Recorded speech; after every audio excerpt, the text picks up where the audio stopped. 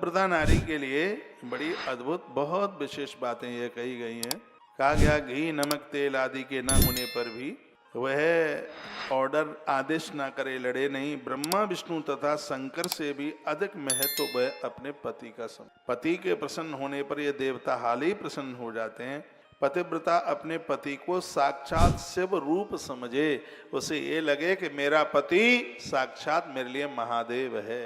वो पिक्चर का वो गीत बना है, मुझे लगता है कि शिव पुराण का ये श्लोक कहीं न कहीं से पढ़ लिया होगा, क्योंकि इसके जो संस्कृत लिखी है, लिखा है पतिव्रता देवेशी स्वपति शिव एव च लिखा है। उसमें तो भी तो लिखा है, बोला जाता है मेरा पति मेरा देवता है, तो इसमें भी लिखा है कि मेरा पति मेरा महादेव है। इसका अर्थ यही है, पतिव्रता देवेशी स्वपति शिव एव च। कहा गया कि मेरा पति महादेव है, यानी मेरा पति शिव है, ये वर्णन किया। पति की आज्ञा का उल्लंघन करके जो स्त्री व्रत उपवास तथा नियम आदि आचरण, पति को तो लड़ती है झगड़ती है, लेकिन खूब व्रत पूजा पाठ करती है, तो उसे उसका कुछ भी प्राप्त नहीं होता। व्रतोपवास नियमम पति उल्लंघ्य आचरेत। ऐसा नहीं है कि आप व्रत ना करें, उपवास ना करें, तीर्थ यात्रा ना करें, मंदिर ना जाएं, खूब जाइए, इससे तो आपका कुंडवा बढ़ेगा। लेकिन इसमें कहा गया एक तरफ आप पति से लड़ें, सास ससुर से लड़ें और दूसरी तरफ तीर्थ यात्रा करें, तो बिल्कुल। एक तरफ घर में झगड़ा करें, एक तरफ कलह करें और दूसरी तरफ कथा भी सुने, शिवालय भी जाएं, कार्तिक भी नहाएं, सब कुछ करें, तो कुछ भी मिलने वाला नहीं। मकर संक्रांति आ रही है 14 तारीख को, मकर संक्रांति 14 तारीख को आ रही है। अपने पियर से एक जोड़ी कपड़ा मंगा के ससुर के लिए, एक साड़ी सास के लिए मंगा लें और उनके चरण धो करके चरणोदक ले लें। गंगा सागर की 100 बार यात्रा करने का पुण्य मिल जाएगा।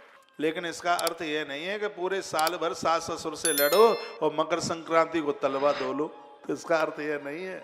उनका आदर करो, उनका मान करो। और एक बार जयकारा लगाओ, बोलो भक्तवत्सल भगवान की जय हो, श्री हनुमंत बलवंत महाराज की जय जय हो। जय श्री। राधे स्त्री को चाहिए कि वह पति से ऊंचे स्थान पर कभी भी न बैठे, दुष्टों के समीप न जाए और कभी भी पति से उत्तेजित वाक्य न बोले, किसी की निंदा या चुगली न करे।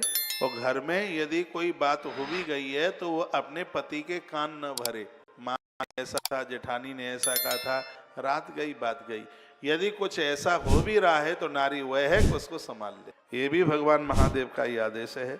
कहा गया जहां तक हो घर के झगड़े को बचाने को काम, घर के अपने पति को घर के झगड़ों से कलह से बचाने का काम करे।